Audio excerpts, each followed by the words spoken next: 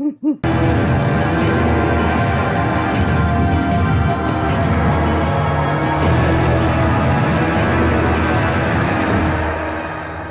up, everybody, and welcome back to Rantpocalypse Talks, Outcast on Cinemax. I'm Justin. Hey, I'm Kelly, and together we are a mother and son podcast YouTube duo.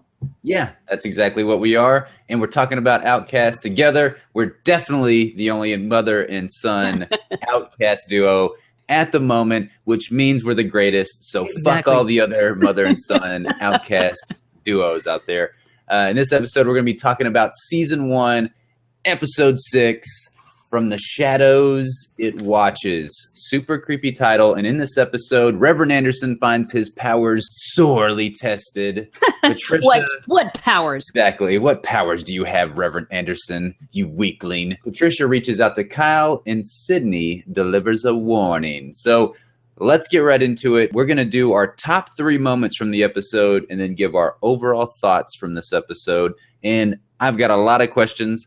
I have written them down right here. I'm glad that, Outcast is back. It's a long wait each week. It's tough. Yeah, I'm super spoiled about sitting and watching everything back to back. So the week between Outcast, you're right, is a little rough. It is very tough, especially with a show like this, because it is very, very, very, very, very, very, very, very slow burn. Yes. Yeah. But that's okay. It was more of a slow burn this week than I thought, because I had predicted that it was going to be just balls to the wall, super fast paced. Sorry, microphone. And it just wasn't. I wish I could remember the exact quote that we said, but I think it was like nuts in your face or something like that. Yeah. That it was just going to be crazy, crazy action. Yes. Is that Reverend Anderson's or Kyle's or Sydney's or Ogden's or all of their nuts? All of their nuts. Yeah, all of them. All of the nuts. Mm-hmm. It wasn't that. So it was not that. But we did have some favorite moments from this episode. So let's get right into them. Number 3 was Mildred, because Mildred, you will be missed. You were awesome. And you were super creepy as hell. Whenever we watched the teaser trailer, somebody hit Kyle in the face. We didn't know exactly what it was. I thought it was a broom or something. And I'm like, damn, Kyle's kind of weak to get knocked out by a broom. But it was a walker. Yeah, that metal walker, I could see that, that it would hurt. And I think Mildred seemed like she had an uptick, obviously, in strength and was able to bring Kyle down. I will say I did predict that it was her. I just wanted the credit for predicting it was her. I'm sorry. You might need to go back and check that. No, you check it. Video. Yeah, you check it. I'll check it. I'll check it. Okay. I think I was the one that said it was Mildred. I said it was Mildred, and you went like, I don't think so. You think a little old lady jumped out and hurt him? So whatever. Just you go check it. But I loved everything about her in this episode, and I hate that she's gone. That sucked. And I think she was killed because she sucked on Kyle. Sydney was pissed because she did. I don't know how because I have it in so many of my notes here that, they suck on his goodness. They suck on his essence. I don't know how to put it. I don't know what to say about that. It's hard to describe. It's a weird thing to describe that they sucked on Kyle. Yeah. And they get stronger. Yeah. Or they eat Kyle and they get weaker and die. Total awkwardness from Outcast. Thanks for that, Outcast. Yeah, it is awkwardness for sure. I don't know, but she definitely was spry, as Kyle described her to Chief Giles, because she was all on him super quick. And I love the line. What did she delivered the line to him and said, "You're not supposed to be just for me, but I need this." Yeah. And that was such a great line. And I agree with you. I think that she was punished for getting out of line, trying to take Kyle for herself. I'm not ultimately sure what the hell Kyle's purpose is in all of this stuff, because we get some weird things with Caleb a little bit later on, and that was one of my questions as well. Yeah. Was, Caleb says, "I didn't feel any torment. I felt a warmth," whenever they were trying to exorcise him at the end of the episode, Reverend Anderson and Kyle. Which I think goes to our idea that it could be possession, by aliens instead of the devil. Because I just don't feel like the devil would make you feel warm. Well, he can trick you. Yeah, that's true. The devil's a trickster, as Reverend Anderson has pointed out a few times. Because it was interesting. He said, I felt like there was a hole being drilled into the top of my head. And I'm taking that as that's Kyle, as he's got his hands on the top of Caleb. That's the hole being drilled into his head, because we know that it hurts when Kyle touches them. But then he said, and the warmth poured into me through the hole and filled my whole body. Is this a good thing? But that's what I don't understand is like, okay, Kyle is exorcising these demons and they're getting out of the body. Yeah. So is that a good thing for these demons? But then we see Mildred that wants to suck the essence out of Kyle because maybe she wants to stay on Earth for a longer period of time because she likes living on Earth as opposed to living in hell or living wherever the hell else these possessions go.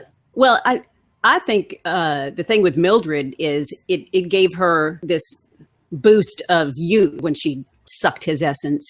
But as far as the whole thing with Caleb, I didn't feel like that he was talking about when Kyle touches his head that the drill happened. I thought that when he first got possessed, that was the feeling. Well, no, because he mentions the sun, because he said, "Oh, I thought the warmth was the sun pouring in on me." Yeah, it's like that moment when he's trying to fight off Reverend Anderson and Kyle, and the sun comes down from one of the windows and everything. It hits him in the face, stands there, and he gets like all happy pants and everything. Yeah. So I don't know. You may be right. I'm not 100% certain on that, but I just thought it was interesting that he gave that speech to Reverend Anderson and is saying, I can't sit in front of your congregation and tell them to fear this because this isn't something to fear. Yeah, it does. It doesn't suck. So, hey, Yeah. Craziness. And it is weird because Reverend Anderson had him locked up in a room and you hear him. He didn't sound like he felt good about the whole thing. He didn't sound happy. Now, was it just because he was locked in a room and couldn't get out? I mean, he didn't seem like he was enjoying the whole thing. Right? No, he didn't. I don't know. That's what's so interesting about the show, and one of the reasons why I do wish that we could just binge watch this entire season. I want so many answers. Questions. Yeah. There's so many questions and not enough answers. Mildred, though, you will be missed. Loved her character on the show, and she's going to be tough to replace because she brought something extra to Outcast that made it really creepy. Because the show itself is not as creepy as I thought it was going to be. It's not super scary. And I kind of thought after watching that premiere episode that I'm like, holy shit, this thing is going to be really, really scary. So Mildred, we'll miss you. We'll miss you. We'll miss your scariness. Yes, we will. All right. Our number 2 is the Rev's failures in this episode. It was so cool, to me at least, watching the opening as he's like going through those tens of hundreds of VHS tapes and he's plugging one in and he's just like, oh, look at all my failures. Look how bad I suck. I didn't exercise any of these people. His face was just literally just falling as it went. And I think it was when he's staring at one of those VHS tapes and it kind of stops and the guy on there has this really odd look on his face, and the Reverend Anderson's got this odd look on his face, and he's kind of staring at it. But he's going through all these zillions of tapes and failures, but it really didn't seem to knock down his level of I'm fucking awesome. You would think that it would, seeing all of those failures. He's cocky as shit. He is very cocky as shit, and I wish I had a little bit of that. So Reverend Anderson, if we need to hang out and I can get some of that rubbed off on me, that would be great. I just wonder if some of those demons in those VHS tapes, especially that one that he's like, praise Jesus, if that was complete and utter bullshit on his part, because he's like, damn, this dude's not going to let me go. I'm freaking tied to a chair, tied to a bed or whatever. I'm going to have to speak his name in order to let myself get out of this situation because, Mildred was one of those. Right. And Mildred looked scary as shit in those VHS.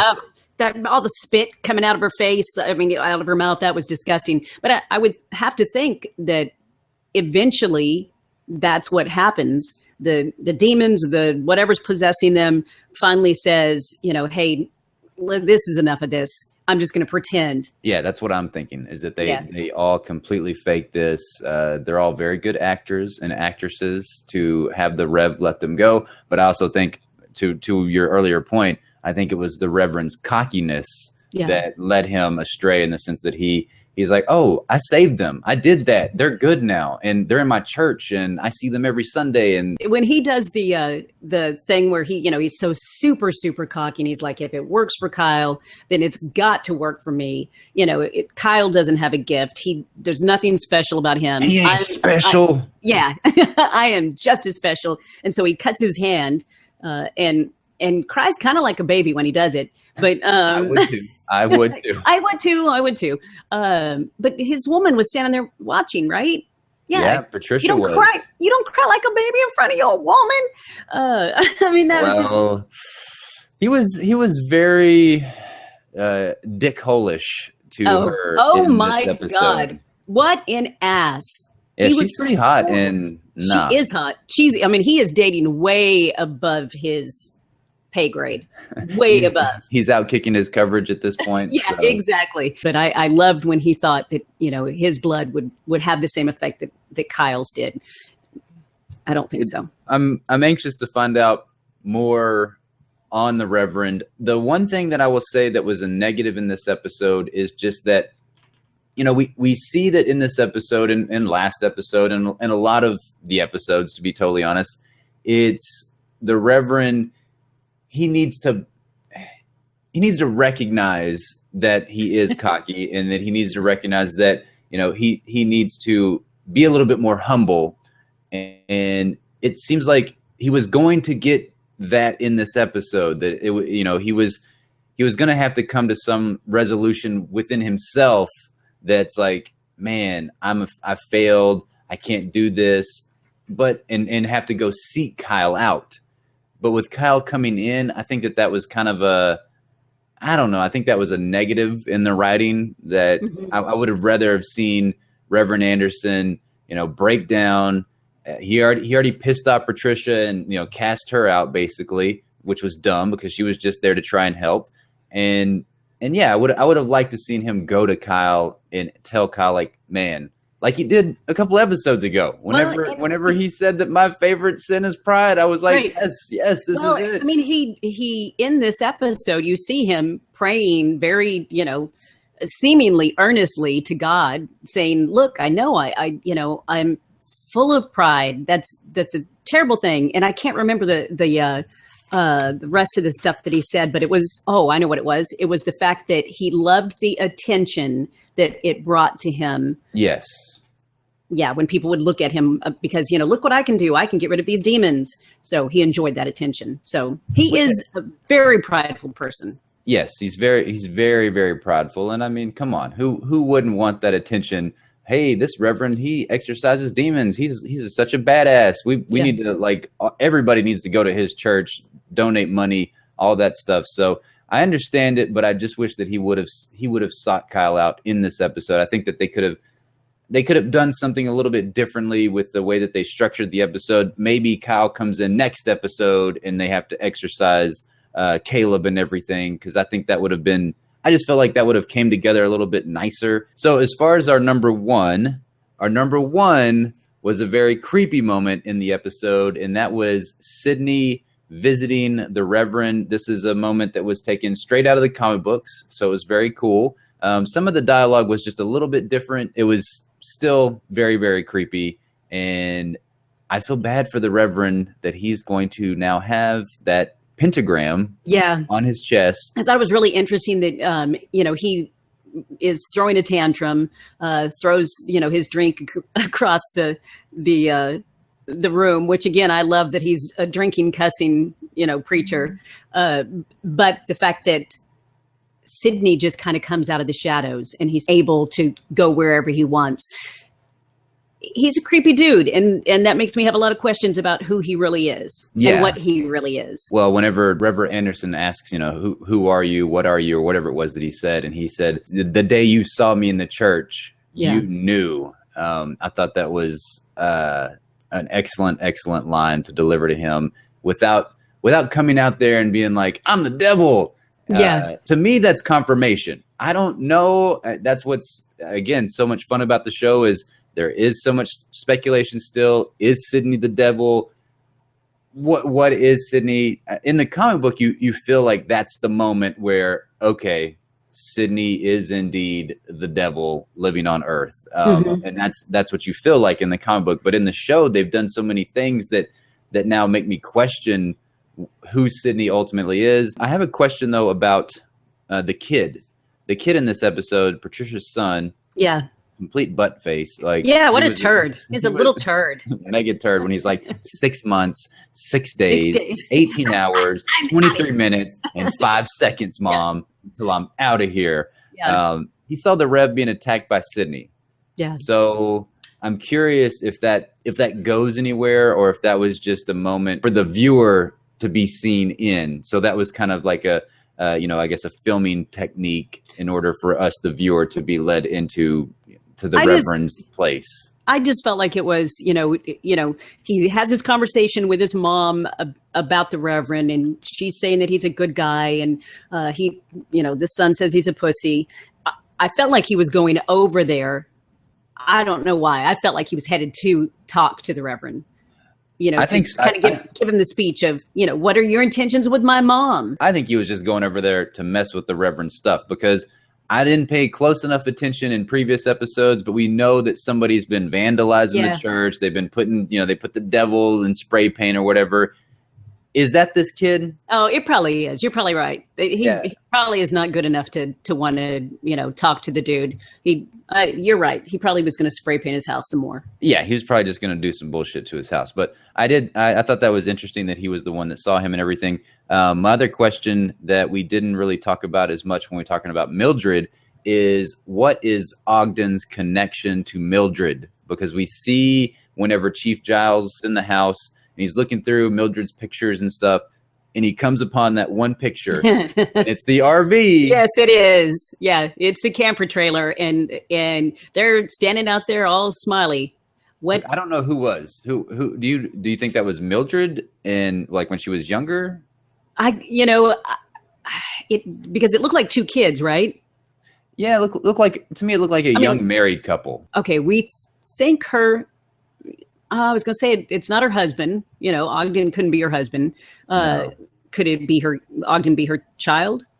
That's the only logical explanation that I can think of at this point. I don't remember any evidence pointing to that in the first 5 episodes, but he didn't seem too broken up about it, because whenever he looked at the picture, then the camera panned out and it showed Ogden talking to somebody else, because we do know that, he's one of the people in the fire department. I don't know. He could be very well her son. It's weird that they wouldn't have, or at least I don't remember them pointing that out in previous episodes. Well, and it's kind of does seem like he would have maybe been in the house a little more grief stricken, but the guy's not a very cool dude. So I could see him not really caring. So we give our scores out of bacon. Yeah. I think that's the logical place we need to go next. What do you give this episode out of 5 bacons? See, unfortunately, I was a little bit disappointed in this episode, but there were some revelations in it that were really nice. So I'm going to go with 3 3/4 bacons. 3 3/4 bacons. That's still a good score. I think that's very good. I read a review for Outcast that gave it 2 out of 5 stars for this episode. I don't think it was quite that bad, but I will agree with you. There was some problems in this episode. There was a lot of good stuff in this episode. The revelations that we got, the more questions that we were given in this episode. But I'm gonna go, I guess, a little bit higher than you. I'm gonna go 4. I'm gonna go 4 out of 5 bacons for this episode. I thought it was still overall a very good episode. I like the stuff with Giles and Mark's case. I know it didn't come up in our top 3, but I'm very invested in that. I've read some reviews where it said that stuff's annoying and that they just need to focus on Kyle and Reverend Anderson. No, I think it's nice because it's more plots that are going to be threaded together, right? That are going to be fun, because they're definitely coming. They're going to intersect, right? Pretty soon. And we didn't talk about either Megan and, is it Donnie? Was that the douchebag's name? Donnie Dickhole. Yeah. That now he's blackmailing her. So that's I'm really surprised that didn't be right there on first thing on your mind, because you love you some Megan. I do love me some Megan. I wasn't expecting him to kind of come back. I just thought they were going to do it a little bit differently, but I think that it's going to lead to some problems between Megan and Mark. Well, we already saw that. She kicked him out of the bed. Yeah, that's very true. She did kick him out of the bed. Yeah, Donnie, man, such a sleazeball. Definite sleazeball. Nice job done by that actor. But we want to know your thoughts on the episode. What do you rate it out of bacons? What do you think about all these questions? We want to know all those thoughts in the comment box down below. You can email us. It's rantpocalypse@gmail.com. And go check out our website. It's just Rantpocalypse. And we would love for you to, check out our other podcasts there, all of our stuff that we got going on. And we would love for you to subscribe on our YouTube channel. So just hit that subscribe button. So, all right. Thanks so much for joining us. Bye-bye.